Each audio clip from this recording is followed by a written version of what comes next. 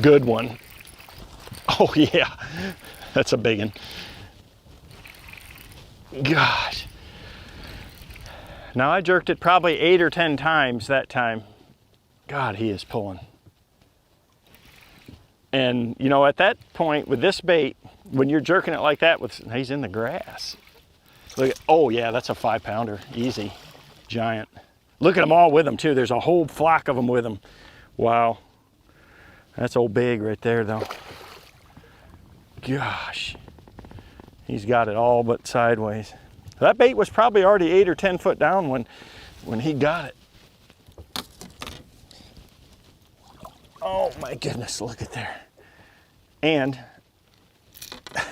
I got my other jerkbait in my foot. If there's one downfall to these, it's all the hooks, but that's also another real bonus. I mean, look at that. He ate that bait front ways right there too, and that's what you want to see. I mean, I've had 3 bites already, and let me see if I can get him. I gotta get pliers to get him out. That's what you're looking for right there. My goodness. Got it. Now that, he's not 5 pounds, but he's heavy 4. Solid. Look at that. Fatty. Nice.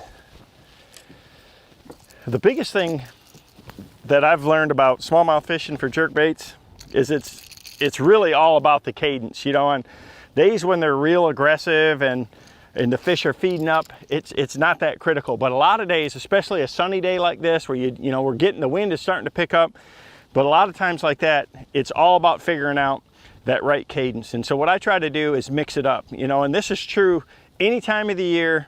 Smallmouth, largemouth, spotted bass, cold water, you know, stained water, dirty water, clear water, whatever it is you got to figure out, you know, is it jerk, jerk, pause? Is it 3 jerks and a pause? Is it 1 twitch? Do you pull it 2 feet and stop it, or you twitch it hard just 6 inches? So it's all about that cadence. And if you're watching my rod when I'm fishing this thing, my motion is always the same. I always have some slack in the line, and I pop it and point it right back at it. So whether I'm fishing it hard like this, or if I'm in the cold water and I'm just barely kind of tipping that bait, you always start and finish with slack. That's the most important, #1 thing you can remember about fishing a jerkbait, is if you want to get that bait to have that really good action to where it goes back and forth and it's erratic in the water, you got to have that slack in the line.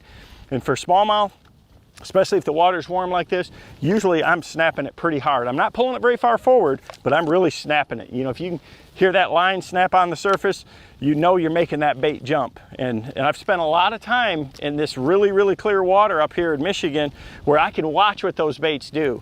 So when you make a long cast, it takes a pretty hard snap to get that bait to really jump out there, and that's what we're trying to do.